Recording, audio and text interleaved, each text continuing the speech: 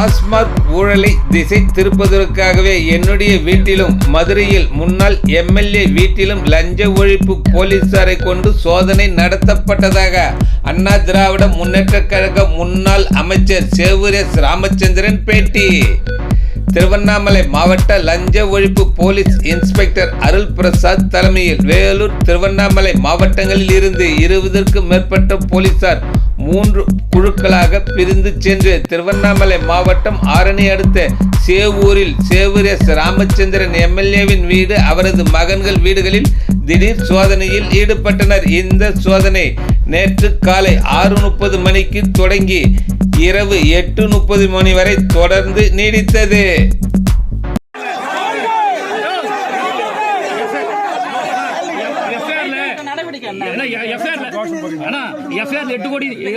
எட்டு கோடி சொல்றாங்கண்ணா. நான் சொன்னதுதான் இல்ல எஃப்ஐஆர்ல பதிவு பண்ணிருக்காங்கண்ணா. எஃப்ஐஆர்லாம் பதிவு பண்ணல. இல்ல நான் 8 கோடி வருமானத்துக்கு அதிகமா 8 கோடி சட்ட அளவுக்கு அதிகமான சொத்து சேர்ந்தா வழக்கு தவிர ரூபாய் 8 கோடி ஆவணங்கள்லாம் இது பண்ண அதிகாரியா சொல்லிருக்காங்க. நான் சொல்றேன், நான் இப்ப ஏற்கனவே வாங்கப்பட்ட சொத்தின் நகையை எடுத்துக்கொள்கிறேன். இல்லன்னா 2016ல இருந்து 21ல இருந்து அதிகமா சொத்து சேர்த்தா அந்த வாகனம் தான் எடுத்துன்னு போனதா அதிகாரி சொல்றாங்க. நானே தெளிவா சொல்லிட்டேன். நானு 2016க்கு முன்னு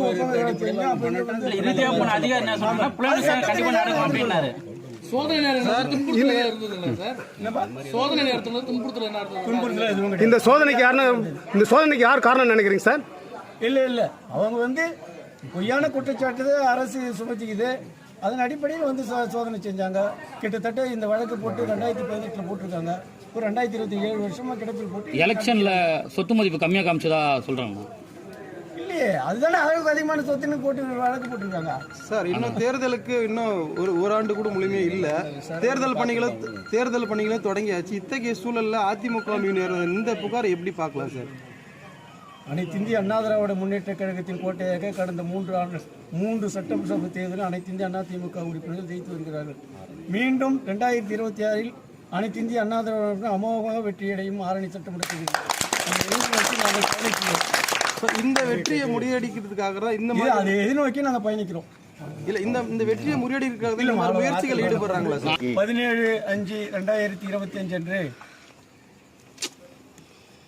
காலை 6:30 மணி அளவில் திருவண்ணாமலை மாவட்டம் லஞ்ச ஒழிப்புத்துறையின் சார்பாக அதிகாரிகள் என்னுடைய வீட்டிற்கு வந்தார்கள். அப்போது நானும் என் மனைவியும் வீட்டில் இருந்தோம்.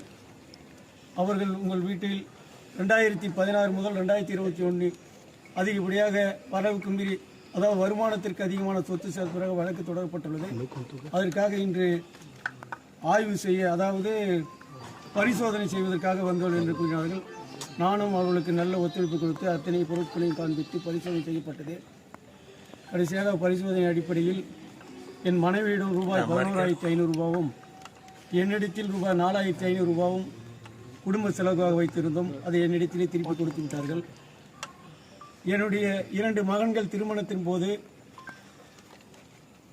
வழங்கப்பட்ட மொழிக்காக வழங்கப்பட்ட பரிசு பொருட்கள், வெளியிலான பொருட்கள், சில்லறை பொருட்கள் சுமார் 10 கிலோ அளவுக்கு சில்லறை பொருட்களாக இருந்தது. அதுவும் பரிசு பொருட்கள் வந்ததாக திருப்பி கொடுத்து விட்டார்கள். என்னுடைய 2 மருமகள், என்னுடைய மனைவி, என்னுடைய தாயார் ஆகிய 4 பெண்களுக்கு சேர்த்து கிட்டத்தட்ட மொத்த நகை 80 கிராம் நகை மட்டும் இருந்தது வீட்டில். அதையும் நீங்கள் அணிந்து தினந்தோறும் திருவிழா காலங்களிலும் மற்றும் சுப விஷயங்கள் அணிந்து செல்வீர்கள். அதையும் திருப்பி கொடுத்து விட்டார்கள். நாங்கள் 2016க்கு முன்பாக நான் ஒப்பந்தராக பதிவு செய்து பெற்று தொடர்ச்சியாக ஒப்பந்த பணிகள் செய்து வந்துள்ளேன். நான் 2016 தேர்தல் நிற்பதற்காக என்னுடைய ஒப்பந்தத்தை ரத்து செய்து தேர்தல் நின்றேன். நான் அப்போது 2016க்கு முன்பு பணி செய்த ஒப்பந்த பணிகள் செய்த பட்டியல் பில்கள் தேர்தலுக்கு பிறகு பட்டியல் வந்தது. அப்போது சேமித்து வைத்த பணத்தில் சில சொத்துக்களை வாங்கினோம். அப்போது கைட்லைன் விலை ரொம்ப கம்மியாக இருந்தது. 2016, 2021இல் அவருடைய சந்தை விலை அதிகமாக இருப்பதனால் அதிகப்படியான வருமானத்துக்கு அதிகமான சொத்து சேர்ப்பதாக வழக்குப்படிய தவறான முறையில் திராவிட முன்னேற்ற கழக அரசால் புனையப்பட்டது. தற்போது தமிழகத்தில் டாஸ்மாக் மதுபான ஊழல் பல 1000 கோடி ரூபாய் நகைகள் நடைபெற்று வருகிறது. அதை மக்களுக்கு எடுத்து சென்றாக தினந்தோறும் மீடியாக்கள் செய்திகள் பரப்பப்பட்டு வருகிறது. அதை மறக்கும் விதமாக இன்று என் வீட்டிலும் மதுரை மாவட்டத்தில் இருக்கின்ற முன்னாள் சட்டமன்ற வீட்டிலும் ரெய்டு நடத்தினார்கள். அந்த ரெய்டில் எந்த பொருட்களும் கிட்டவில்லை. ஏற்கனவே வாங்கப்பட்ட நான் தேர்தலில் காமிக்கப்பட்ட சொத்தின் பத்திர நகல்கள் மட்டும் எடுத்து சென்றிருக்கிறார்கள். இவையெல்லாம் நான் சட்ட ரீதியாக எதிர்கொண்டு பொய்யான புனைப்பட்டிலிருந்து மீண்டு வருவேன் என்று உங்களிடத்தில் தெரிவித்துக் கொண்டு, எனக்காக மாண்புமிகு கழகத்தின் பொதுச் செயலாளர் அவர்கள் மாண்புமிகு தமிழகத்தின் அரசை கண்டித்தும் முதலமைச்சரை கண்டித்தும் அறிக்கையின் வாயிலாக எனக்காக அறிக்கை விட்டார். அவருக்கு மனமார்ந்த நன்றியை தெரிவித்துக் கொள்கிறேன். திருவண்ணாமலை ஒன்றுபட்ட மாவட்டத்தைச் சேர்ந்த 4 மாவட்டச் செயலர்கள் காலை முதல் எனக்கு உறுதுணையாக இருந்தார்கள். அது மட்டுமல்ல, மாவட்ட கழக நிர்வாகிகளும் உடன் இருந்தார்கள்.